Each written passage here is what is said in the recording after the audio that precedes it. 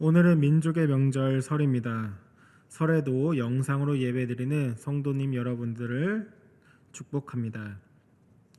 오늘 말씀은 기준이라는 제목을 갖고 우리가 함께 말씀 나누고자 합니다. 옛말에 본말 전도, 뿌리와 잎사귀가 바뀌었다, 또는 주객 전도, 주인과 종이 바뀌었다와 같은 말들이 있습니다. 또 이와 같은 말이 성경에도 있는데 전도서 10장 7절에 보면은 종들은 말을 타고 고관들은 종들처럼 땅에 걸어 다니는도다라는 구절이 있습니다. 이와 같은 말들이 주는 교훈은 원래 지켜야 할 본질이 뒤집히면 혼란이 있다라는 교훈을 줍니다. 다르게 말하면 우리에게 기준이 명확해야 한다라는 의미입니다. 오늘 본문에서도 예수님은 이렇게 말씀하십니다.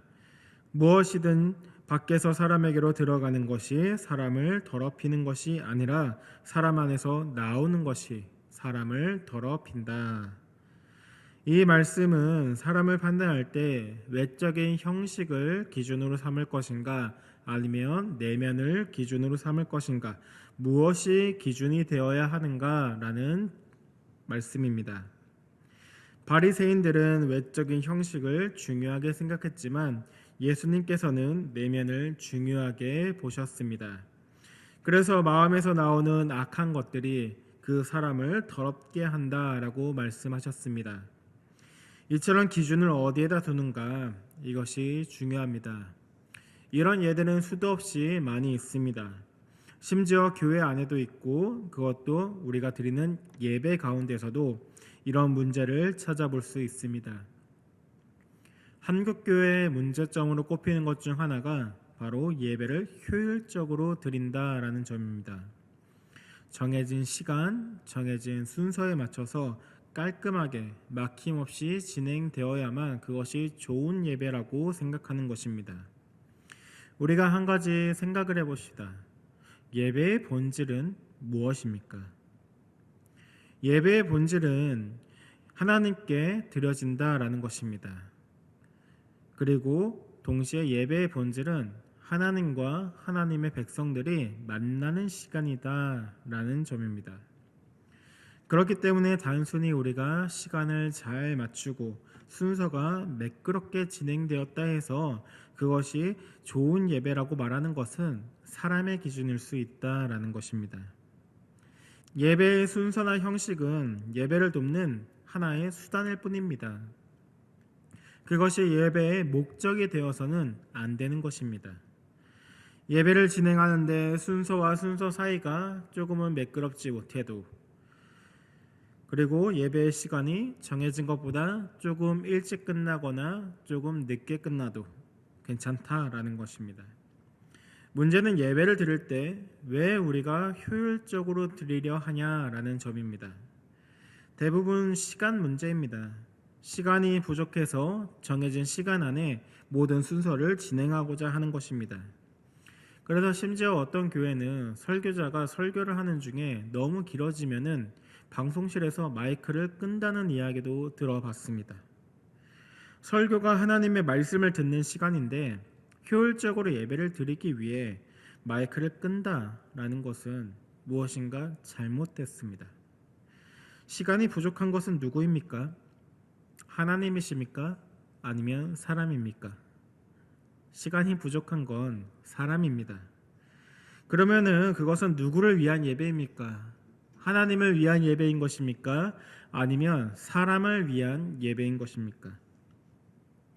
아마 처음에 예배를 효율적으로 드리려고 했던 이유는 사람들이 하나님께 집중할 수 있도록 돕기 위해서 시작했을 것입니다. 그러나 어느 순간 하나님보다 사람에게 맞춰지게 된 것입니다. 하나님을 위한 예배가 아니라 사람을 위한 예배가 되면서 우리는 어떻게 보면은 마치 영화관에서 영화를 보듯, 우리가 콘서트장에서 공연을 관람하듯 그렇게 예배를 소비하고 있는 것일지도 모른다라는 것입니다. 하나님께 예배드리는 것이 아니라 나의 만족을 위해, 그래서 예배드린다라고 나오지만 정작 내가 예배의 주인이 되고 있을 수도 있다라는 것입니다. 그래서 오늘 예배가 좋았다, 나빴다라고 판단할 때 그 주체가 바로 나 자신이어서 나에게 좋았던 찬양이나 어떤 말씀이 있었을 때 그것이 오늘 예배는 좋았다, 나빴다라고 판단하는 기준이 된다라면은 그것은 잘못됐다라는 거예요. 기준은 하나님께서 받으시기에 합당한 예배를 드렸는가 거기에 두어야 합니다. 우리가 드리는 예배의 초점이 하나님께 맞춰져 있는지, 하나님께 온전한 영광을 돌리고 있는지, 예배를 드리는 사람들의 마음이 하나님께 향하도록 예배가 구성되었는지, 이런 것들이 기준이 되어야 합니다. 무엇이 기준인가? 하나님이 기준인가? 사람이 기준인가? 우리의 판단 기준은 늘 하나님이 기준이 되어야 하고 늘 성경이 기준이 되어야 합니다. 오늘 본문의 말씀은 기준이 무엇인가에 대해 답을 주는 내용입니다. 본문 14절에 예수님은 무리를 다시 불러 너희는 다 내 말을 듣고 깨달으라 말씀하십니다. 무리를 다시 불러 모으셨다라는 말은 그 앞에 어떤 내용이 있었다라는 것을 말합니다. 본문 앞에서는 이제 바리새인들과 서기관들이 장로들의 전통에 따르면 손을 씻고 음식을 먹어야 하는데 예수님의 제자들은 왜 손을 씻지 않고 음식을 먹냐며 지적하는 내용이 있습니다. 바리새인과 서기관들은 장로들의 전통을 굉장히 중요하게 여겼습니다. 어느 정도로 중요하게 여겼냐면 성경보다도 더 권위 있는 것이 장로들의 전통이다라고 생각했습니다. 도대체 왜 이 바리새인들과 서기관들은 그 전통이 무엇이기에 그렇게 권위 있게 여겼을까요? 이 바리새인들의 전통은 이제 출애굽으로부터 시작됩니다. 출애굽 당시에 이제 70 장로가 세워집니다. 그래서 모세를 통해 하나님의 말씀이 전달되었고 그것이 입에서 입으로 구전 율법으로 이제는 모세에서 여호수아로 여호수아에서 또 70 장로로 70 장로에서 선지자로 그리고 선지자에서 회당에서 일반 이스라엘 백성들에게 전해졌다라는 것입니다. 그리고 그것이 예수님 시대에 와서는 바로 바리새인들이 그것을 받았다라고 생각했습니다. 그래서 장로들의 전통이라는 것이 하나님으로 받은 구전율법, 신적 권위를 가진 그런 율법이기 때문에 성경보다 더 권위 있는 것이다 그렇게 이해했습니다. 바리새인들이 주장하는 이 손을 씻고 음식을 먹어야 한다라는 내용도 레위기 22장에도 명확하게 기록되어 있습니다. 그런데 문제는 레위기 22장의 말씀이 일반 성도들을 위한 그런 말씀이 아니라 바로 레위인들을 위한 규범이었다라는 것입니다. 레위인들은 이제 성전에서 드려지는 음식을 먹을 때 자신의 몸을 정결하게 하고 먹어야 했습니다. 그래서 만약에 부정한 것에 이제 접촉하게 되면은 먼저 몸을 물로 씻은 다음에 먹으라고 한 것입니다. 그런데 이 레위인을 위한 내용을 바리새인들은 레위인뿐만 아니라 모든 이스라엘 백성들에게 적용시킨 것입니다. 그 이유가 뭘까요? 바로 바리새인들이 바라는 이상이 있었기 때문입니다. 그 이상은 뭐냐? 바로 모든 유대인들이 제사장과 같이 되는 것이었습니다. 그 이유는 출애굽기 19장 6절 때문입니다. 출애굽기 19장 6절을 보면은 너희가 내게 대하여 제사장 나라가 되며 거룩한 백성이 되리라. 너는 이 말을 이스라엘 자손에게 전할지라. 하나님께서 이스라엘 백성들을 부르셨을 때 너희가 내게 대하여 제사장 나라가 되라라고 명령하셨는데 바리새인들은 이 말씀을 이루기 위해서는 모든 유대인들이 제사장처럼 되어야 한다라고 생각을 한 것입니다. 바리새인들은 어찌 보면 우리가 한번 하나님이 원하시는 것을 이루어 보자라는 그런 마음으로 장로들의 전통을 유대인들에게 적용했을 수 있습니다. 그러나 예수님은 바리새인들과 서기관들의 전통에 대해 이렇게 평가하십니다. 마가복음 7장 6절과 7절에 보면 이르시되 이사야가 너희 외식하는 자에 대하여 잘 예언하였도다. 기록하였으되 이 백성이 입술로는 나를 공경하되 마음은 내게서 멀도다. 사람의 계명으로 교훈 삼아 가르치니 나를 헛되이 경배하는도다 하였느니라.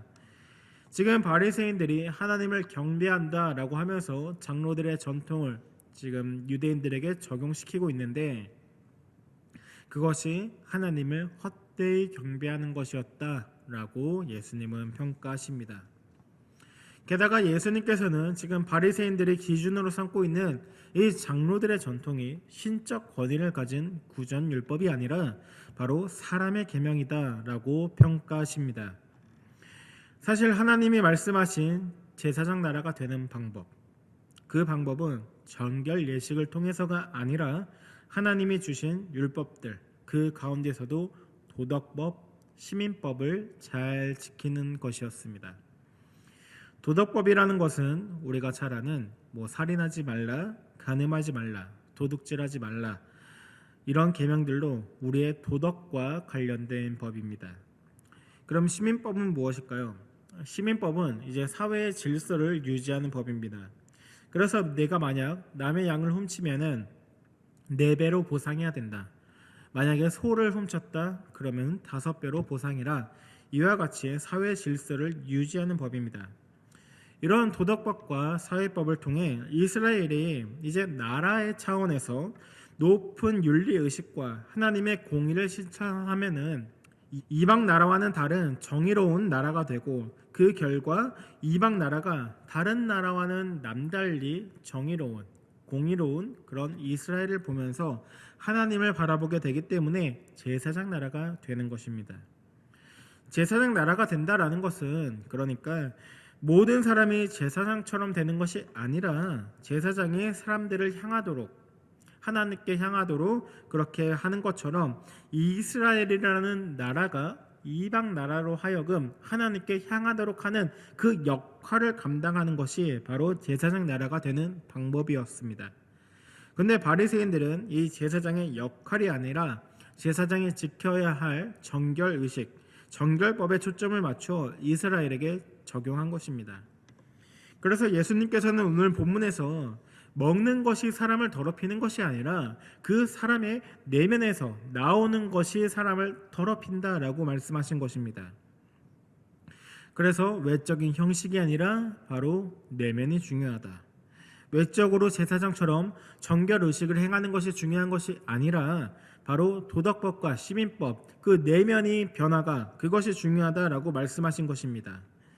게다가 더 큰 문제는 이 바리새인과 서기관들이 구전율법을 강조하면서 정작 하나님의 계명은 버렸다라는 것입니다. 마가복음 7장 8절과 9절에 보면은 너희가 하나님의 계명은 버리고 사람의 전통을 지키느니라 또 이르시되 너희가 너희 전통을 지키려고 하나님의 계명을 잘 저버리는도다라고 말씀하십니다. 예수님은 그 예로 이제 바리새인들의 고르반 전통을 드십니다.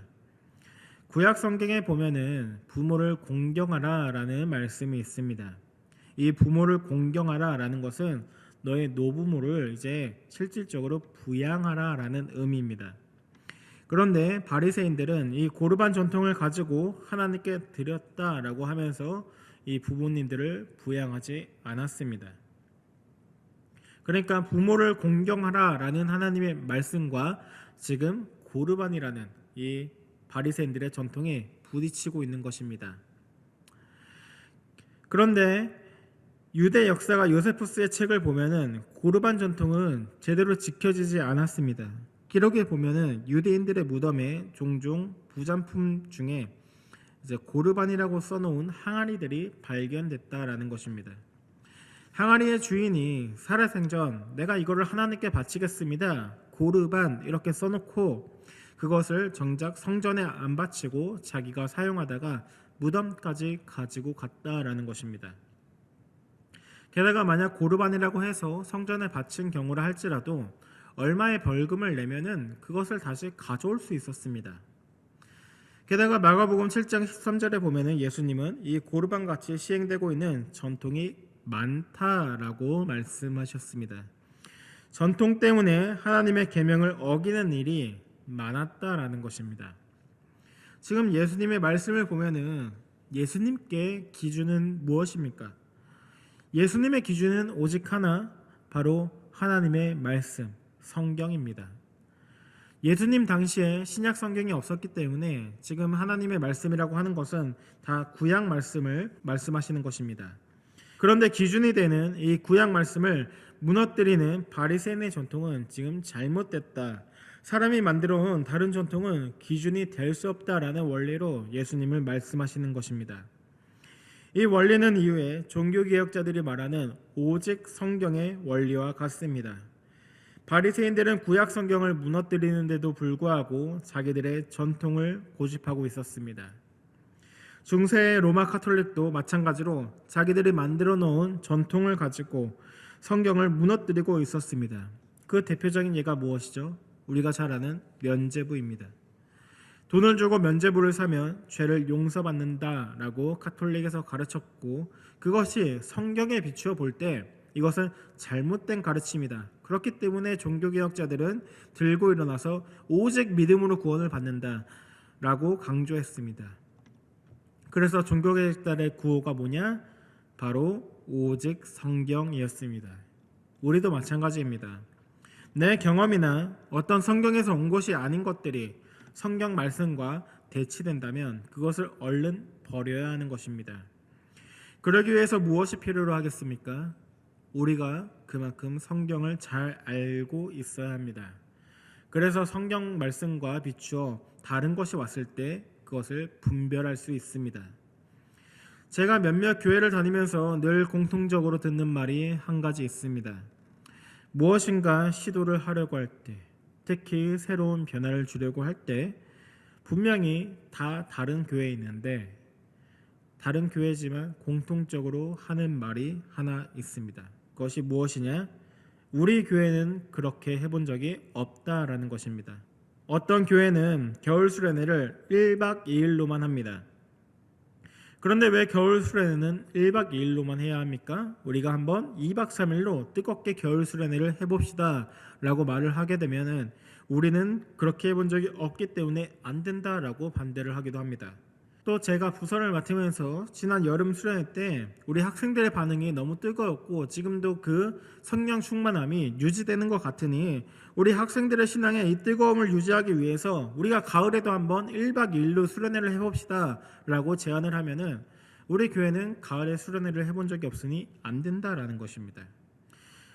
이런 식으로 무엇인가 해본 적이 없을 때 반대하는 이유가 그 기준이 성경에 비추어 볼 때 그것은 하면 안 될 것 같습니다. 이런 것이 아니라 나는 또는 우리는 우리 교회는 해본 적이 없으니 하지 말자고 반대하거나 반대로 늘 우리는 이런 식으로 해왔기 때문에 다른 방식으로 진행하는 것은 받아들일 수 없다라는 태도는 우리가 성경을 기준으로 살아가는 것이 아니라 내 경험, 공동체의 어떤 전통과 관습을 성경보다도 더 우선시하는 태도이고 그것이 잘못이고 문제입니다. 물론 제가 이렇게 말한다고 해서 전통을 무조건 잘못됐다라고 말하는 것이 아닙니다. 교회의 전통은 우리의 신앙생활을 더 풍성하게 만들어주는 중요한 자산입니다. 성경적 근거 위에서 형성된 전통이라면 우리는 그 가치를 지키고 가꾸어 나가면서 좋은 유산으로 발전시켜야 합니다. 그러나 전통이 단지 이전에 안 해봤다라는 이유만으로 새로운 시도와 변화를 막는다면 그것은 성경보다 사람의 그 관습, 사람의 경험이 우선시되는 태도라고 할 수 있습니다. 그런 모습이 오늘 본문에서 나오는 바리새인들과 서기관들의 모습입니다. 이런 바리새인과 서기관들이 성경보다 전통을 앞섰기 때문에 지금 누굴 반대하고 있습니까? 겉으로 보기에는 장로들의 전통을 지키지 않는 제자들을 반대하는 것처럼 보입니다. 그러나 엄밀히 말하면은 그 제자들을 이끌고 있는 예수님을 공격하고 있는 것입니다. 이런 자세에 대해서 예수님은 내 말을 듣고 깨달으라 라고 말씀하십니다. 예수님은 어떤 분이십니까? 구약의 모든 예언과 성취를 이루시는 분이십니다. 누가복음 24장 44절과 45절에 보면 또 이르시되 내가 너희와 함께 있을 때에 너희에게 말한 바 곧 모세의 율법과 선지자의 글과 시편에 나를 가리켜 기록한 모든 것이 이루어져야 하리라 한 말이 이것이라 하시고 이에 그들의 마음을 열어 성경을 깨닫게 하시고 모세의 율법과 선지자의 글과 시편의 모든 것 이것이 무엇을 의미합니까? 구약 성경을 말하는 것입니다. 그리고 그들의 마음을 열어 성경을 깨닫게 하셨다라고 말씀하십니다. 누가복음에서 지금 하신 말씀은 부활하신 예수님께서 제자들에게 나타나 가르치심으로 내가 구약 성경에 예언된 메시아다라는 것을 제자들이 깨닫도록 하신 것입니다. 지금 예수님은 무리들에게 마가복음에서도 너희도 다 내 말을 듣고 내가 구약 성경에 예언된 그 메시아다라는 것을 깨달으라라고 말씀하시는 것입니다. 왜 그렇습니까? 마가복음은 꾸준히 사람들이 예수님을 이해하지 못했기 때문입니다. 마가복음 2장부터 쭉 살펴보면 사람들은 계속해서 예수님을 이해하지 못했습니다. 어떻게 사람이 죄를 사할 수 있는가? 저자가 신성모독을 저지르고 있다. 저자는 귀신 들렸다. 귀신의 힘으로 지금 귀신들을 내쫓고 있는 바알세불에 들린 자이다. 그리고 또 예수님이 바람과 파도를 잠잠하게 하셨을 때 그가 누구이기에 바람과 바다가 순종하는가? 나사렛이란 동네, 이 작은 동네에 어떻게 메시아라는 그 위대한 분이 태어날 수 있겠는가? 목수가 어떻게 말씀을 가르칠 수 있는가? 장로들의 전통을 지키지 않는데 저자가 어떻게 메시아겠느냐? 이처럼 사람들은 예수님을 이해하지 못했습니다. 자신의 경험, 자신의 생각, 자신의 편견으로 예수님이 메시아로 오셨지만 그분을 보고도 깨닫지 못한 겁니다. 그래서 예수님은 지금 너희가 깨달으라 라고 말씀하십니다. 마가복음 1장에서 마가는 구약의 예언을 시작으로 예수님을 소개합니다. 그 이유는 바로 예수님이 구약에 예언된 메시아이시다. 그러니 너희는 이 예수님을 믿으라라는 것입니다. 그런데 정작 유대인들은 그토록 메시아를 기다렸으면서도 자신의 생각, 자신의 전통, 그 편견으로 인해서 깨닫지 못하고 있는 것입니다. 그 이유는 그들의 기준이 성경이 아니라 자신의 경험에 기반하고 있기 때문입니다. 이와 반대되는 이야기가 바로 그 아래 나오는 수로보니게 여인의 이야기입니다. 마가복음 7장 26절에 보면은 그 여자는 헬라인이요 수로보니게 족속이라 자기 딸에게서 귀신을 쫓아내 주시기를 간구하거늘. 24절에 보면은 예수님께서는 이제 두로 지역으로 가셨는데 이 두로라는 지역은 무역과 상업이 굉장히 발달한 지역이었습니다. 그런데 그곳에 헬라인이며 수로보니게 족속인 한 여인을 만나게 됩니다. 헬라는 그리스를 뜻하는데 이 헬라 제국을 만든 사람이 바로 알렉산더 제왕입니다. 근데 이 알렉산더 대왕이 세운 헬라 제국은 이미 망했고 로마 제국이 그 자리를 차지하고 있는데 헬라인이라고 명시한 것은 지금 문화적으로 상류층일 뿐만 아니라 이 사람이 바로 부자였다라고 하는 의미를 담고 있습니다. 쉽게 말해 세상적으로 남부러울 것 없는 여인이 자신의 귀신 들린 딸을 고치기 위해 예수님을 찾아온 것입니다. 그런데 예수님 어떻게 반응하십니까? 27절에 보면 예수께서 이르시되 자녀로 먼저 배불림 먹게 할지니 자녀의 떡을 취하여 개들에게 던짐이 마땅치 아니하니라 이렇게 말씀하십니다. 어떻게 보면은 너무 심한 말이 아닌가 싶습니다. 그런데 예수님은 지금 무엇을 기준으로 말씀하시는 분이십니까? 늘 성경을 기준으로 말씀하시는 분이십니다. 그래서 구원이 먼저 있은 후에 이방인에게 구원이 있기 때문에 이 여인의 부탁을 거절하신 것입니다. 여기서 자녀는 이스라엘을 가리키고 개는 이방인을 가리킵니다. 그런데 수로보니게 여인은 자신을 개라고 취급했음에도 불구하고 그것을 받아들이고 한 가지 예를 듭니다. 마가복음 7장 28절입니다. 여자가 대답하여 이르되 주여 올소이다마는 상 아래 개들도 아이들이 먹던 부스러기를 먹나이다. 예수님이 사용한 개의 의미는 우리가 쉽게 말해서 들개라고 생각하면 됩니다. 유대 사회에서 개는 부정한 동물이었기 때문에 집에서 개를 키우지 않았습니다. 그런데 여인이 말한 개의 의미는 이방 사회에서 말하는 집안에서 키우는 애완견을 의미합니다. 그리고 여인은 지금 상 아래에 떨어지는 부스러기를 달라라고 요구합니다. 그 예수님께서 베푸시는 구원의 부스러기라도 맛볼 수 있게 해달라라는 것입니다. 그런데 이게 기가 막히게 구약의 율법의 말씀과 맞아 떨어지게 됩니다. 레위기 19장 9절 10절을 보면은 너희가 너희 땅에서 곡식을 거둘 때 너는 밭 모퉁이까지 다 거두지 말고 내 떨어진 이삭도 줍지 말며 내 포도원의 열매를 다 따지 말며 내 포도원에 떨어진 열매도 줍지 말고 가난한 사람과 거류민을 위하여 버려두라. 나는 너희의 하나님 여호와이니라. 레위기 율법에 따르면 하나님께서 떨어진 이삭, 떨어진 열매 다 줍지 말라라고 말씀하십니다. 그 이유가 무엇입니까? 지금 유대인들 가운데 살고 있는 가난한 사람과 거류민, 그러니까 타국인을 위하여 너희가 그것을 다 거두지 말라라고 말씀하신 것입니다. 그런데 이것과 수르보네게 여인이 말한 그 예가 기가 막히게 맞아 떨어진 것입니다. 그래서 예수님께서는 이 여인의 딸을 고쳐 주십니다. 마가복음 7장 29절입니다. 예수께서 이르시되 이 말을 하였으니 돌아가라 귀신이 내 딸에게서 나갔느니라 하시매. 자, 여기서 주목할 것은 바로 이 말을 하였으니입니다. 자, 단서를 붙이신 것입니다. 자, 여기서 수르보네게 여인이 한 이 말이라는 것이 무엇입니까? 앞서 살펴본 것처럼 레위기 율법과 맞아떨어진 그 말을 가리킵니다. 예수님의 기준, 다시 말하지만 계속해서 구약 성경을 기준으로 말씀하시는 분이십니다. 그래서 예수님께서는 성경 말씀과 이 맞아떨어진 이 여인의 말을 들으시고 딸을 치유해 주시고 여인이 원하는 대로 부스러기를 가져갈 수 있게 해주신 것입니다. 그리고 여인이 한 말이 또 있습니다. 바로 그것이 무엇이냐? 주여라는 말입니다.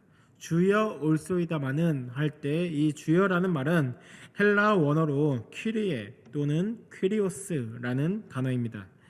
마가복음에서 유일하게 예수님께 퀴리에 주님이라고 부르는 것은 이 수르보네게 여인밖에는 없습니다.